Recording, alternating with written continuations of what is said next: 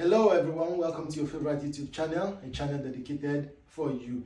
In today's episode, we'll be looking at relationship, lifestyle and dating in the United Kingdom. To join me in this episode, we have myself, Victor Moses, we have Elma. Izuchukwu George. She's so Ferdinand. So before coming to the UK, there's this myth we've had over time that it's impossible having a relationship here in the UK. More like they say it's practically difficult. The only thing that ties you with your colleagues is work. After work, you're back home and it's loneliness. But coming down here, we've noticed things differently. We've seen that it's more of a myth that was painted to scare us and discourage us in relationship. So what's your experience so far coming to the UK? Okay, with regards to relationship, mingling, and meeting up with people, for me, I would say that it's all about your personality, how you relate with people. Do you segregate people? The people who has a custom that they cannot do things with people outside their cultural confines, and people who have that belief that my mom wants me to do this, my dad wants me to do this, everything, all of these limit your options. Secondly, it's about do you have the resources of what it takes. Sometimes it doesn't have to be like you have to be a cute looking working class guy. Being a working class guy does little for you here when it comes to relationship, because people just want to love you and your girl is actually working, and it's not an environment where ladies see relationship as a source of employment as it used to be back home. So with that now it's easy. Thirdly, I could say, like, are you in the right place at the right time? So some people are just having a triangular sort of life. They go to work. For people who came in as students, they go to work, school, and house. So they move in that triangular kind of lifestyle where work, you're busy working, and some people don't mix work with pleasure. They don't want to say nothing. School, the kind of school system we have here is more like in my own department, we have more of married people. So how do you mingle in that kind of setting? Then house, you're just all alone. Your neighbor doesn't know you exist. So with this kind of triangular kind of life, how do you get to meet people? So you go to events, you go to places, you get to meet people. These are places where you see people who want the same thing you want, and you get to talk and you get to know them better. So Chisom, Izu said something very important. He said here your working class doesn't count for you. So are you trying to say that it's easier finding love here in the UK than Nigeria, comparing both? Well, if I would compare, I'll say it's easy to find love in the UK. Okay, you need to be at the right place at the right time.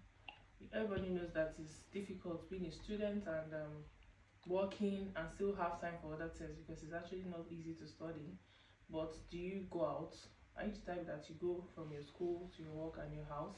Yes, it's good to rest, work-life balance, but you also need to understand that you cannot get relationship in your house on your bed. So you need to attend functions. You know in the UK people are too busy to mingle, and when you remember the bills, like the money you spend when you go out, it's not cheap to go out here, especially in some kind of places.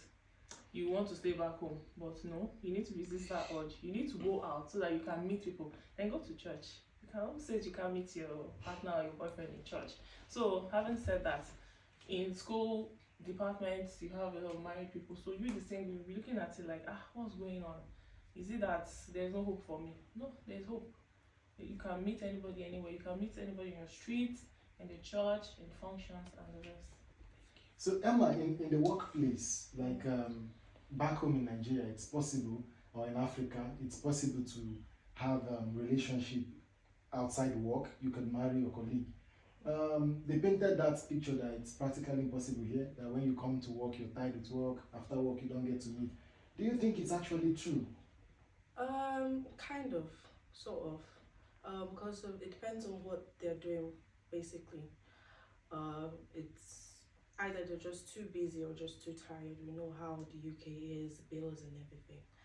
So some people can just be buried inside work and just forget their social life or their partners or anything. So yeah, it's kind of like that. And with what Chisom and Izuchukwu said about finding love, if it's easy here or not, yeah, I would say kind of not really easy. I won't really fully agree with them. In Nigeria, in Africa, it's more easy because you see people, you see a lot of people. Here, everybody's busy, everybody's working, everybody they also. No easy for here, bills and everything. But in Nigeria, you see everybody go out freely. You don't really have to think of, okay, to enter the club here in the UK, you have to pay. In Nigeria, you just enter any club you want to mingle, whoever, your work friends, everybody is your friend, your neighbor, you can interact with them. But here, you have to be inside your house. Your neighbor doesn't know you. You must go out to actually mingle with people to get to know new people. Okay. So, So Izu, from your workplace environment, do you think it's actually you who defines what you can get out of that relationship, or the workplace has placed the barrier that you can't make out relationship even at workplace or colleagues after work? Yeah, there is no place, there's no workplace in the UK that says that there should not be a social gathering where you could mingle with your colleague at work. There is no rule. But there are some workplace that has it that two people having a relationship, sort of, or being married, should not be working in the same field because of decision making. If we have a board meeting, for example, and I'm dating this person A, and we have a decision to make, it will bring about biasness in the decision making. So that's why, in most cases, they would rather say one, you can go on with your relationship, but one would have to drop for the other. Perhaps maybe move to another section.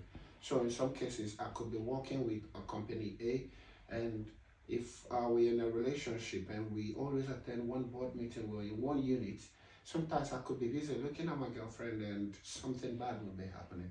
Sometimes I could be distracted.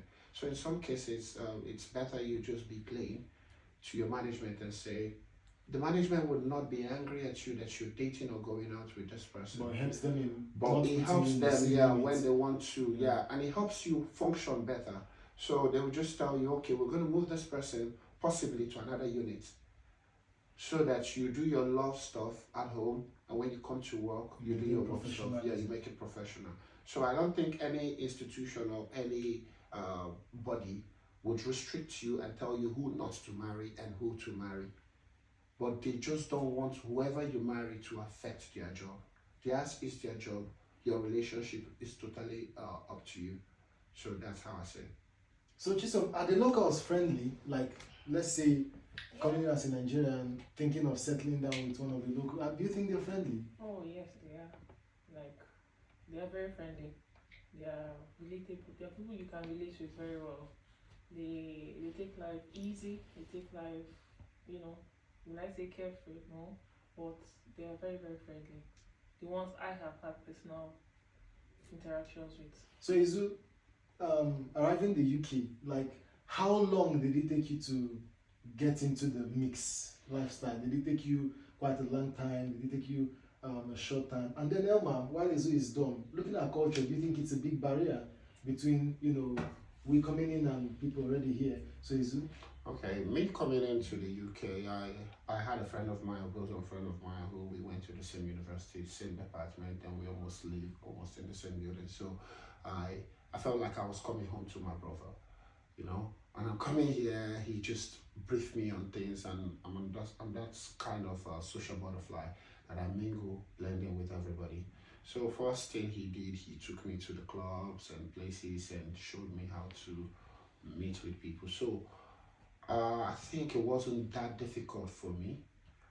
The only issue I had was just to find a way to switch my diet and see if I could eat their food. And I think the only success to that that's your culture too. We come in fish and it's only chicken and chips. That's the only thing I think I have successfully changed to. Every other of the meals here, no, I still eat more of my African food than I do to them. So blending in the lifestyle, the weather, and all of that.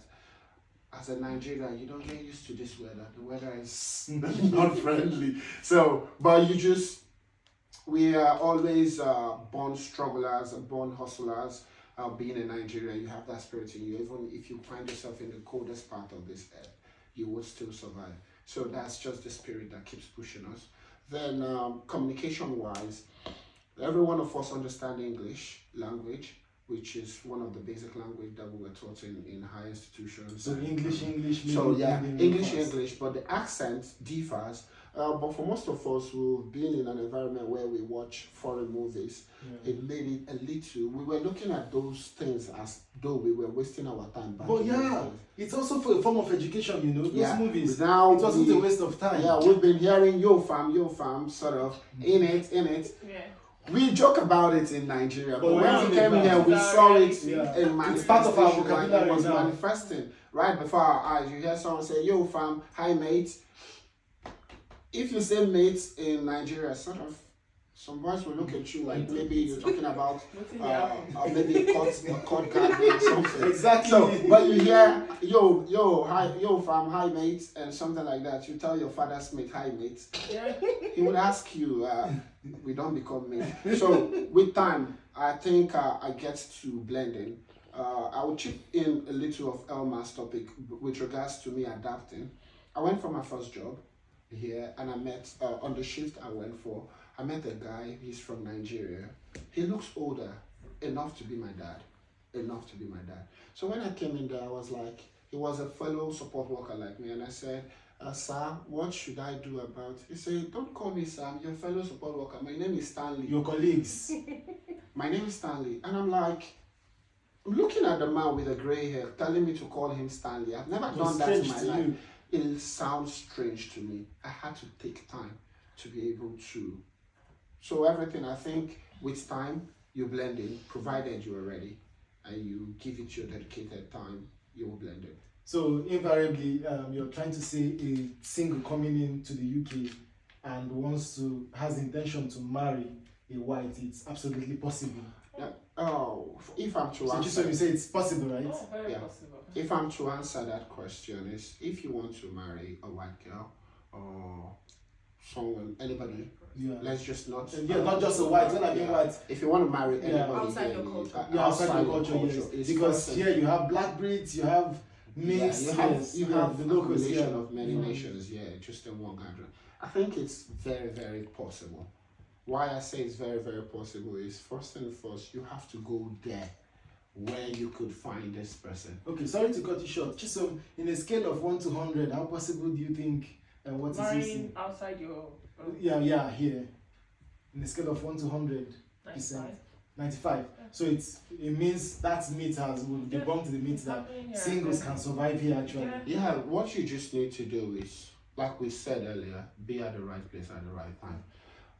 You cannot be looking for wife and be going to work. I'm not saying you shouldn't go to work and be looking for them at your place of work. Some people will never take you serious. So when you say the right place, are you trying to say, looking at, The okay, right- Emma will throw more light there, looking Okay. at culture, you know, back home, using dating apps sounds strange.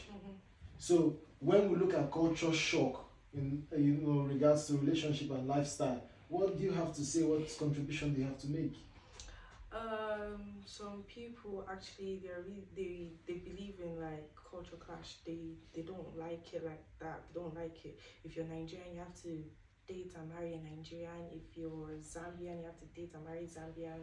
Then not Zimbabwe and Nigerian and all of that because of the culture, because of the way they eat, what they eat, or their accent or their language. Because I have a friend who has a baby mama. She's Zambian and the guy is Nigerian, half Italian. So it didn't work out for them because of culture. Because she's Zambian. Oh, the mother didn't want the guy because he's Nigerian. Because of culture. So some people really they're really into that culture. So, but some people are not. It's alright. It's alright, right? Yeah.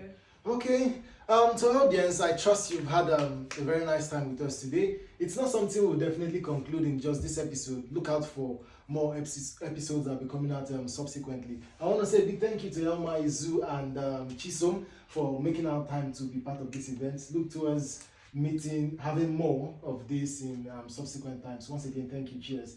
So, to our subscribers, thank you. Click like, subscribe, share. Cheers. Cheers. Cheers.